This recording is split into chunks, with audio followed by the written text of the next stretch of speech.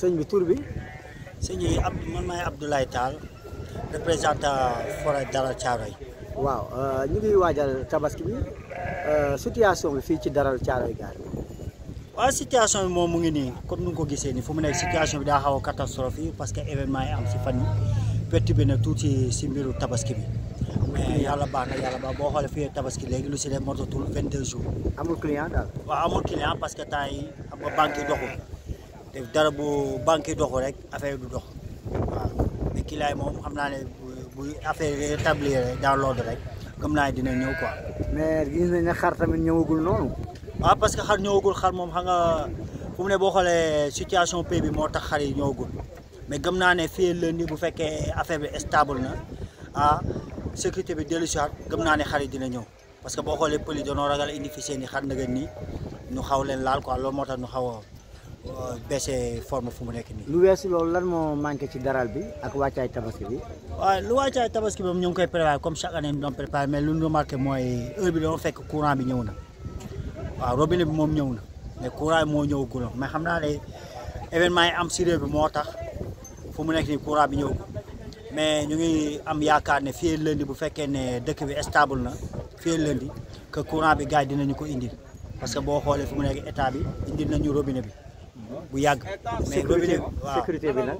non sécurité bi moom fu mu ne ñëwagul parce que sécurité bi lu si ëpp lu bu doon ñëw ay fekk tabaski desoon ay 10 jours wala 15 jours mais yàlla dogal na tamit avec événement yi fi xew force de l'ordre yi jàppale nañu si parce que xaw nañoo jàppale si booy quoi. waaw parce que booy dañ fi doon jéem a ñëw fii pour jéem a jël xar yi. waaw booy xam nga rek foo mënta jaar moom fu mu manifestation am ñi nga xam ne dañuy jéem a raxaale pour dugg si daral mais heureusement ñun dañoo mujjoon nekk fi di veiller ànd ak benn collaboration suñu gardien toog fi ay quelques ak homme de tenue fii patrouille yenn saa yi dina xaw a jàppale ñoo xaw a jàppale. si wàllu aliment de bétail bi tamit bëgg ngeen ñu jàppale leen si. waaw aliment de bétail bi heure bi doon fekk ñëw na bu yàgg mais dañu comprendre état bi parce que dañu xamee ne fu mu ne événement yi moo leen bett manifestation yi am fan yi moo tax affaire bi xaw a tardé comme ni ma ko waxee si affaire électricité bi yenn yi gëm na ne bu dëkk bi stable fii lundi rek gëm nañ yàlla ne dina ñëw quoi. voilà Abdoulaye Tall à quelques 2 semaines même de la tabaski quelle est la situation ici. La situation bi c'est un peu compliqué parce que à cause des événements qui se produisent dans le pays là à cause des manifestations mais on prie Dieu que ça se calme d'ici lundi pour que tout rentre dans l'ordre. C'est ça qui nous a perturbé pour la préparation de la tabaski cette année.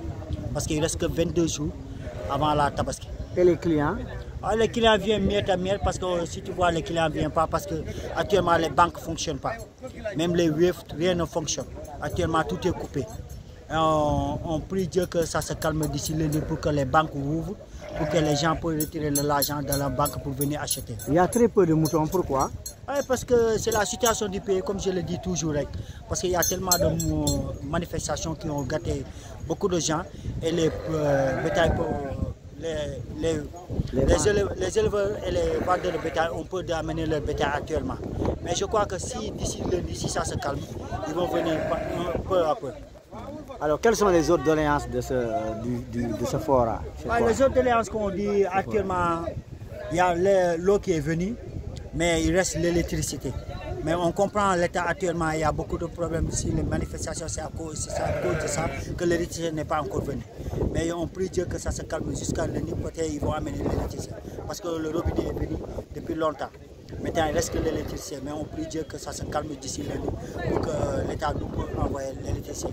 Vous avez fait part aussi de la sécurité de l'aliment de bétail.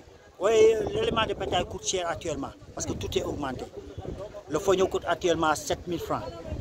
Le sac d'aliments coûte entre 13 500 et 14 000.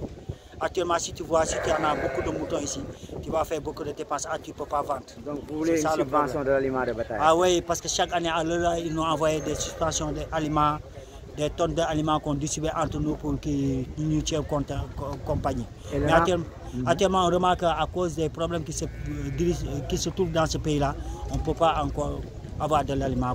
Vous voulez aussi le renforcement de la sécurité? Oui, la sécurité, on prie que la sécurité soit augmentée parce que tu sais, les moutons coûtent cher. Actuellement, si tu amènes 100 moutons, on vole 10 ou bien 20, c'est des millions qu'on t'a volé. Alors, si tu avais pris une banque à près de l'argent, tu as investi ça dans les moutons. Si on vole 5 ou 10 moutons, tu auras des problèmes avec la banque. C'est ça notre problème. Vous voulez aussi l'électricité, hein? Ah, l'électricité, si ça vient jusqu'à lundi, on espère que l'État va nous envoyer l'électricité avant lundi, quoi. Parce qu'actuellement, le noir ne nous arrange pas. Parce que si l'électricité vient, ça va être plus clair. C'est ça qu'on veut.